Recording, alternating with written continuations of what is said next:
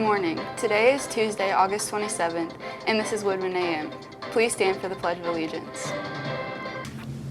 I pledge allegiance to the flag of the United States of America and to the republic for which it stands, one nation, under God, indivisible, with liberty and justice for all. Now please remain standing for a moment of silence. Please be seated. Here are today's announcements. There will be a girls wrestling call-out meeting this Thursday during Power Hour 1 in the main gym. Girls wrestling is a brand new girls IHSAA sport, so don't be afraid to get some information because most girls also have no experience. There will be a free wrestling t-shirts for girls that attend, while supplies last. See Coach Yates for details. If you're planning on playing baseball next spring and are not currently in a fall sport, fall on-field workouts will begin next week. Workouts will be varsity baseball field from 2:45 to 4:45 p.m. on Tuesdays and Thursdays through fall break. You must have a physical on file in the athletic office to participate. Bring Change to Mind is a mental health advocacy group seeking to end the stigma surrounding mental health. BC2M meets bi-weekly in room C225 during Power Hour 1. Please join them this Thursday for snacks, activities, and conversations. See Annabelle Solwin, Mallory Moreno, and Ellie Gipe for more information.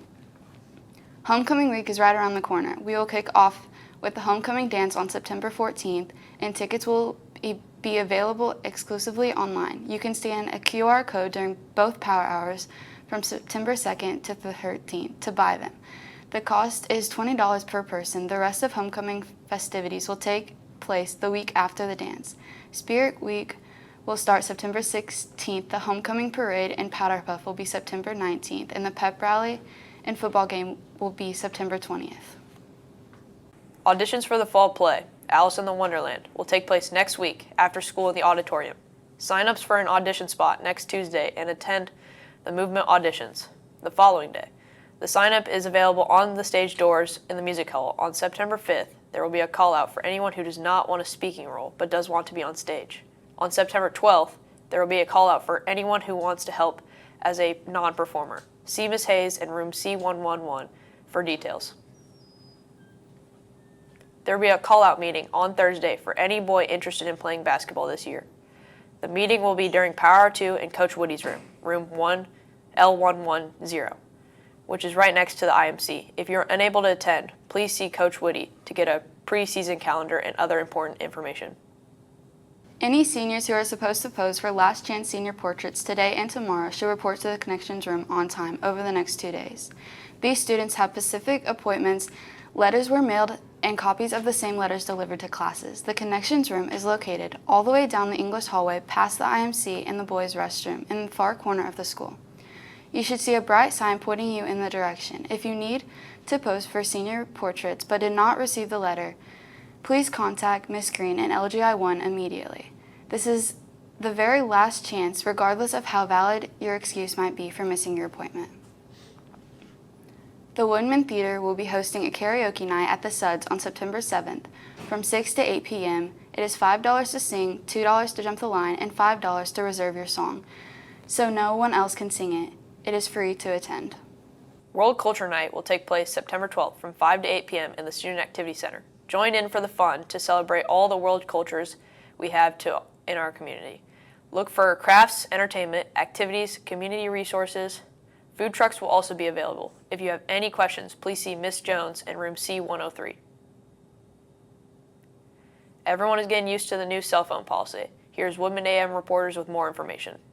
I'm Woodman AM reporter Ethan Keeney, with Indiana passing a new law which bans students from having cell phones during class.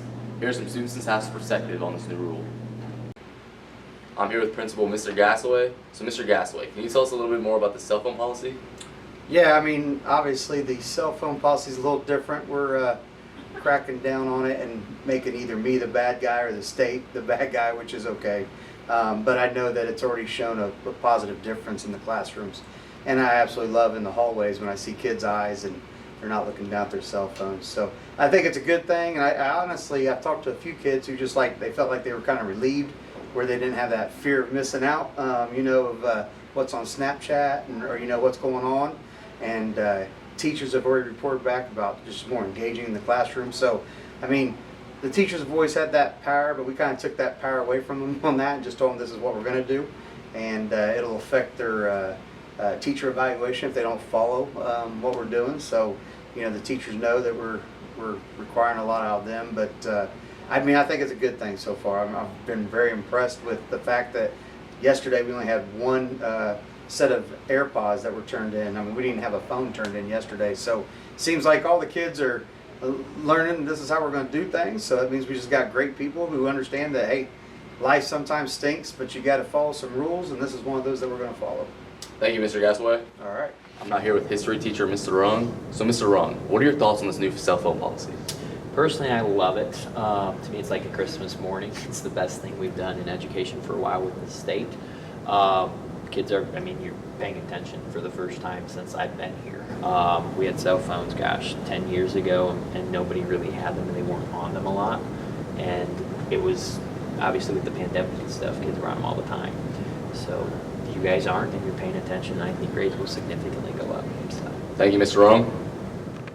I'm here with sophomore Colton Pauley. So, Colton, what are your thoughts on this new cell phone policy? I mean, I see both sides of it. I think it's unnecessary to take my phone, but also it helps me focus in class.